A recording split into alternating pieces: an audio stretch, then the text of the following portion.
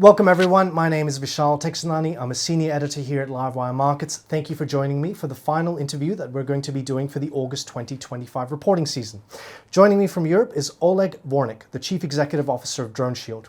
Oleg is going to talk about DroneShield's first half 25 results, and he's also going to help unpack what's happening in the defense sector.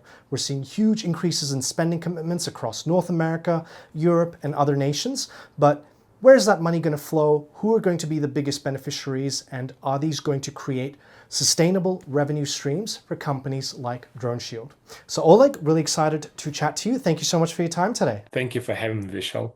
No worries. So Oleg, just want to kick off with a bit of an educational question for ASX investors. What exactly is it that DroneShield does, and what is the critical capability it solves in terms of defense or for the military?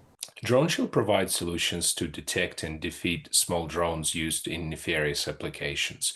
We provide hardware and software solutions that can sense and safely neutralize drones used for reconnaissance, payload delivery, such as explosives you're seeing Russian drones deliver onto the Ukrainian areas when they attack, and also cyber attacks in areas like data centers.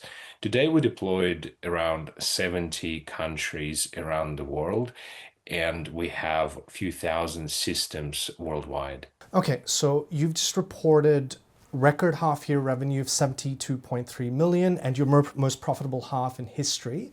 I guess what I want to understand here is, to what extent is this a sugar hit versus sustainable revenue streams that investors kind of can expect to build over time? We've now been existing for about 10 years and listed for a bit over 8 years of that. Every year of our existence as a public company, we have been delivering record revenues as the counter-drone industry has evolved from essentially nothing to speak of to rapidly merging and continuing to do so. Small drones are not here to go away even tomorrow, and I think everybody's hoping for that. There's peace in Ukraine. We are seeing enormous amount of situations globally using small drones nefariously, for example, narcos in Latin America or terrorist organizations in Africa. You have Chinese drones in the Asia Pacific theater.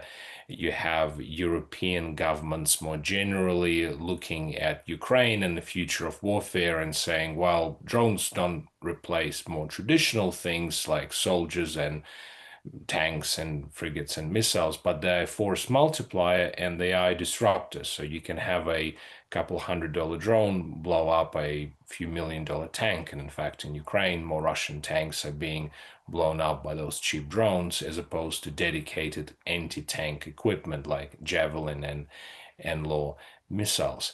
So all of these customers around the world are seeing the need for a lot of drones and a lot of counter drone solutions, and the market is super nascent, right? So unlike other equipment that militaries have, this only really emerged in the last several years. So somebody who might have one system now really needs 100, but they only have one because they started buying only in the last couple of years. And also it's a fast moving technology. So somebody who buys a counter drone system today, or a drone for that matter, will need a new hardware in several years from now. And meanwhile, they need software updates. So part of our business model are software subscriptions on a SaaS basis. Think of it a bit like antivirus, where as new drones emerge, you need new versions of your artificial intelligence engines to detect never seen before drones. And that's even before we talk about non-military applications. So drone threats to stadiums, data centers, airports, prisons, essentially anywhere where a drone can either do illicit surveillance or deliver payload. Like, for example, you can have a drone delivering a loaded handgun to a prison window and that inmate using that to shoot a bunch of people. So incredible new technology and possibilities. And with that, nothing that exists conventionally can detect and take them down. So prisons, for example, evolved being very good at stopping contraband coming from the ground, but not so good at flying in directly to the window from the air because nobody thought about it at the time. So I think the counter drone market is here not just to stay, but to grow very, very much higher than what it is today. And DroneShield is very well positioned in this rapidly growing industry as the industry pioneer, delivering cutting edge technologies and being connected to end users globally. Okay, and so Oleg, what I'd love you to do is, set the scene in terms of the size of the opportunity. We have seen enormous increases in defense spending commitments on the back of what happened with Trump in Europe, the 5% target for NATO, and I believe that's split off between a 3.5% traditional spending, 1.5% defense-related spending. What I'd love you to help explain to viewers is kind of the flow of money that someone like yourself can capture from those significant uplifts. So, like you said, Vishal, we're seeing enormous increase in defense budgets, probably the largest since World War II, for the last 70 or so years. And a lot of it is flowing specifically for acquisition of drones as well as counter drone solutions. So if you look at Trump's big beautiful bill, there are specific line items in there for both defense but also homeland security and public safety, law enforcement, and so on, which are for drones and counter drone solutions separately. And so, as we see a lot of these government agencies now getting access to those funds, they have been evaluating and buying in smaller quantities counter drone solutions, including ours. And now we're talking and have been for years to a lot of those end customers. So, DroneShield being one of the original pioneers in that space. And it's a process that it's a bit like a moat, right? So we have customers that might have started conversations with, say, 5 years ago. They've been doing tests and trials and certifications over the last several years. And then we're starting to see a smaller purchase, then a magnitude order high, and then high, and so on. So we have a number of customers, for example, this year, who gave us multi-million dollar contracts. But over the next 12, 24 months, for some of these customers, we're looking for contracts literally 10 times as large as what they've given us this year. Is they're saying, well, we now have these budgets that you just mentioned at the start, Vishal, and we have the requirement because what we bought is insignificant compared to what we really need. Before we're just the initial trials and we're happy with the equipment, and now is the time to really start acquiring. Okay, and so you're saying there that your customers are really testing and learning your offering before making some big commitments. And if I'm looking at your pipeline correctly here, it's 2.34 billion. Your book of prospect orders, if you will, has doubled. So how confident are you in converting that into long-term recurring revenue? And I guess the angle here is, are there competitive threats to your business where others are offering counter drone technology too? There are several angles to this. So first on the pipeline, the $2.3 billion opportunity, these are approximately 300 or so projects that we are currently tracking over the next 18 months or so. There'll be actually more opportunities. These are just the projects that we are seeing today. Now, we're naturally not going to convert all of them on the time frame. So some of them might get delayed or changed or canceled. Some of them competitors might get, but importantly, a lot of our work is actually not competitively bid because when you're a government agency and you're releasing a tender, you need to release your specifications. And for national security reasons, a lot of our customers are unwilling to do so. Like, for example, if you say, I want to have 100 systems to detect drones and I want to be able to detect them 5 kilometers away as a theoretical example, then if you are a drone maker, you're saying, well, if I could only make a surveillance drone that can send 6 kilometers away, then I can get around this requirement. So our end users don't really publicize what kind of systems they're after, but instead they often evaluate what kind of technologies are out there and then they do direct awards. Every once in a while you have a tender, but I'd almost say it's an exception rather than the rule. In terms of the competitive threat, the biggest thing for us is actually not other counter drone companies, it's the drones themselves. You're seeing a very rapid evolution of drone technology. So we think of drone as a platform. It's a flying machine, payload carrying machine. It has a camera, it can swarm, sense and avoid, and so on. So every one of those smaller sub technologies is evolving super fast. And also we're seeing a really worrying trend that drones are seeking to avoid detection and defeat by counter-drone systems. So 5, 7 years ago, we didn't see that. Drone makers were just saying, okay, well, I'll just make the drone that can fly the furthest and carry the most, best camera, and so on. But now drone makers, a lot of the Chinese drone makers are seeing that they're going to be deployed in battlefields and other hostile areas, and there's going to be counter drone systems involved. And they're saying, okay, well, we're just going to make this as difficult to find and take down as possible. Now, from my perspective, we love this because that's what's making it challenging and stopping the counter drone industry getting commoditized. Because if this would be simple, everybody would be doing it, right? And then you wouldn't see the gross margins that we are seeing today, which are exceptional. And this is our competitive differentiation. So today we employ a bit under 300 engineers, hardware and software. We get incredible amount of information from our customers, both as drone signal data. So if you're artificial intelligence business, you need to have a lot of clean, well-tagged data to continue developing your algorithms. And also general intelligence that we use to develop our technology roadmap for the next 2 or 3 years. Now, importantly, you don't need to be 100%. Nobody is, and any kind of drone maker that says they are perfect at detecting and defeating drones is not quite telling the truth, or they're deluding themselves. But the customers expect you to be better than others and expect you to continue to get better. So when I think about recurring revenue, to me, it's several things. One is, I don't think the sector for counter drone is about to go away. I think we are really well positioned in that space.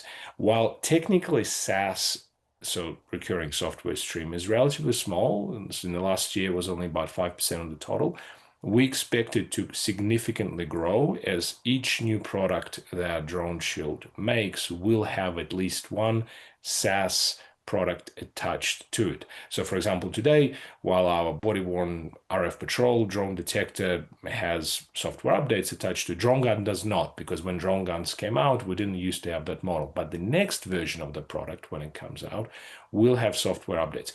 Some products like DroneSentry X, our on-the-move and fixed-site solution, will have multiple families of software updates. So the end goal over the next several years is to have thousands of pieces of drone detection and defeat systems in the field by DroneShield and have as many software offerings on top of that as possible. So that lifts your SaaS revenue stream hopefully well into double digits in terms of percentage of your annual revenue.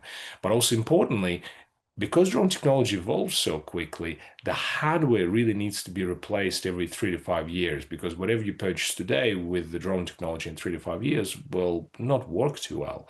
It's a bit like your iPhone with the technology developing, except if your life literally depended on your smartphone, you probably would make sure you're updating all the time, especially if you really needed it to ensure it's performing its function.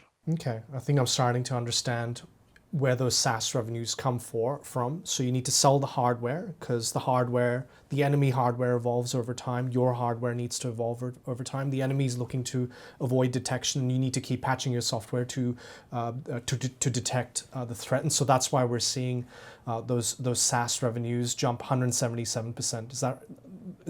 Did I get that right? That's a great summary. So I think of it a bit like antivirus. So you have new viruses coming all the time. They're getting smarter. It's a cat and mouse game. So then let's switch gears into the manufacturing hubs you're planning for the US and Europe. Why those hubs there, and how does that change your business model, I guess, in terms of capital that you need to expend to have facilities that make these things? Today, all of DroneShield's equipment is 100% developed as well as manufactured in Australia. So we're headquartered in Sydney. We develop everything in our Sydney central facility, and we do a degree of manufacturing in Sydney as well as we have two contract manufacturers in Australia. The reason why we use contract manufacturers is twofold. One, it's a fairly different skill set to rapidly innovate and be able to deliver high quantities of sophisticated hardware with the right level of quality. So I guess if you think of Apple Foxconn analogy, right? So Apple innovates and Foxconn gets it out in large quantities, except of course Foxconn is based in China, while everything for us is in Australia. Now, we are now seeing significant amount of interest from both of our European and also US customers to manufacture locally in their countries. So much so that in the European 800 billion rearm euro plan, which is coming, there is a requirement that 65% of the content needs to be European. So we're engaging with the European contract manufacturer today. We're already well into the trial manufacturing process. And it's a great business model for us because there's essentially no capex outlay. So there's a bit of time and energy invested up front where you're training them how to do the manufacturing, but they're using largely their existing machinery because radio frequency complex equipment. I mean, ours is unique, but fundamentally the manufacturing processes are similar. And you pay them a margin. Now, margins are fairly low compared to what we get DroneShield as a gross margin because we're an innovator. So as a result, you're able to increase from 500 million annual production capacity by sales value to 2.4 billion that we are anticipating by the end of next year. Now, that's not to say we're going to be churning out that much inventory no matter what. We want to make sure we're efficient, but that gives us ability where we're seeing customer orders to turn on the tap and start getting those pieces of equipment out in large quantities. And if, for example, when you go through quiet patch, you can just turn off the tap and you're not incurring costs. So incredibly efficient. And I have to ask Oleg, and it's interesting. I do live in Canada, and one of the things when with the whole defense thematic is that local suppliers of defense technology are talking about how their own government doesn't want to give them contracts. So how's it going in Australia? Look, it's a bit of a similar thematic in Australia, where I think Australian and Canadian markets are actually very similar in a number of ways. So for us, the very first multi-million-dollar contract, this is 7 years ago in 2018, was in the Middle East. US has been vast majority, about 70% of our revenues for a number of years. Today, that has balanced out, so between US, Europe, and Asia Pacific. But Australia has been relatively small part, so I would say sub 5% of what we're dealing with, and this will probably continue to be so. And look, that's okay.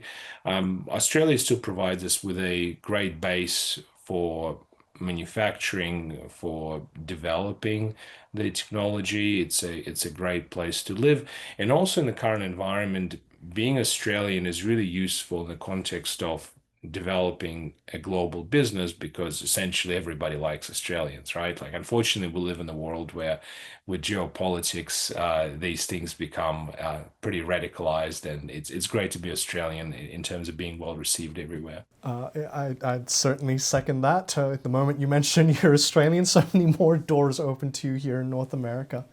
Let's talk about AI. You have been, since we've had, the AI boom, you've been very quick to emphasize that AI is a key differentiator in DroneShield's offering. Can you explain how AI powers your technology and how you're going to use that to maintain a strategic leadership position in terms of, the quality of your counter-drone technology in the market? Historically, we used a library-based approach within the radio frequency spectrum. So you're developing these fingerprints equivalent in the RF, where you're saying, going to be listening to the spectrum. If I going to be detecting something that matches to an existing radio frequency signature, then it's a match and I've detected a drone. But the problem we're coming with is that there are thousands of new drones coming out every year, and you can't keep doing this. So about 5 years ago, we realized that counter-drone, like many other industries, is a data game. So we shifted to AI, not because it was a catchy thing at the time, but because we just could not continue as we were. So we started to gather drone signals in a variety of environments. So Japan, Europe, US, Australia, and so on. And they all sound and appear very different in different situations. So very large data sets are critical in that radio frequency space. There's nothing off the shelf. You have to build your own data set. And then you need data engineering teams to go through that and clean it and tag it as much as you have all of those data cleaning tools in the market. You still need a large degree of human overlay to make sure that the data is of sufficiently high quality, but we're getting good with technology as well. So now we have what we believe is the largest proprietary drone data set in the world in radio frequency space, and we continue having our devices, and we have well over 1,500 devices specifically able to gather data, and then with end users' consent, when they connect to the portal by the end user, send that information back to us, and then data engineering teams review it. It gets added to our AI engine, what we call our FAI, radio frequency artificial intelligence, and the engine gets better every quarter at detecting edge cases. And then we use AI for sensor fusion. So when you have a on-the-move or fixed site solution, you combine different modalities of drone detection. So your radio frequency, radars, cameras, acoustics, and they all send you different format of data. So radio frequency may say, well, this drone is emitting radio frequency signal or receiving it, or it does not. A radar is a motion detector in the sky. A camera is not so good as a primary sensor, but if you can cue it with an RF or a radar, you can provide information with the camera that no other sensor can, like, for example, what kind of payload is it carrying, and give you also a visual confirmation to the end user.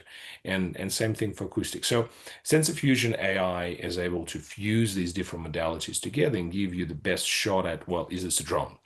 False alarms are very important, just like with any sensor, like your fire alarm in the house. You want it not to ring when there's no fire. And then we use AI in the computer vision. So using cameras to detect humans and vehicles has been around for decades, but using a camera to detect objects moving at 100 kilometers an hour, size of a dinner plate, weaving in and out of buildings, trees, and other complex environments, that is very difficult. So same thing, you have to gather a lot of data, you need to review it, tag it, and then develop your algorithms to enable your cameras to then lock on target of the drone moving in those environments, classify it, and continue tracking it. Well, Oleg, you've got a lot on your plate, a big pipeline, sales and manufacturing hubs, AI technology, new models, both hardware and software. I guess where I'd love to end it is, what are the specific milestones that investors should look for to verify and validate that your company is becoming even more successful over the next 12 to 24 months? What are the key signals we should be watching out for? More sales contracts is the most obvious one. So about 2 months ago, we released our records single sale of $62 million, and that has a SaaS element to it as well. And we expect to continue having meaningful sales that we'll announce to market as they happen out of that $2.3 billion pipeline. Then we'll continue improving our technologies as the drones continue to evolve. And when we have significant technology breakthroughs and new product releases, we'll be announcing those as well. And then as we continue to provide growth in that operation side of things, like finalizing our operations hubs and so on, that'll be as well. But of course, the biggest thing is large sales, large projects getting across the purchase order line. Oleg, I really want to thank you for taking the time to join me from Europe and sharing these insights with me. I really appreciate it. Please do stay safe out there. No, this is perfect. Thank you. I hope you found that informative. Just a quick one to finish off. If you head to the description below, I have published a August 2025 reporting season wrap with perspectives from Marcus Padley, Morgan Stanley, and what Wilson Stockbroking calls as the good, the bad, and the ugly of reporting season. So 3 companies that it's highlighting and what it's doing in its portfolio in response to the results from some of these ASX blue chips. So please do be sure to check that out, and don't forget to give this video a like and follow our channel. That's it for August 2025 reporting season. We look forward to sharing more great content with you for reporting season commencing in February 2026. My name is Vishal Teksanani. Have a great day.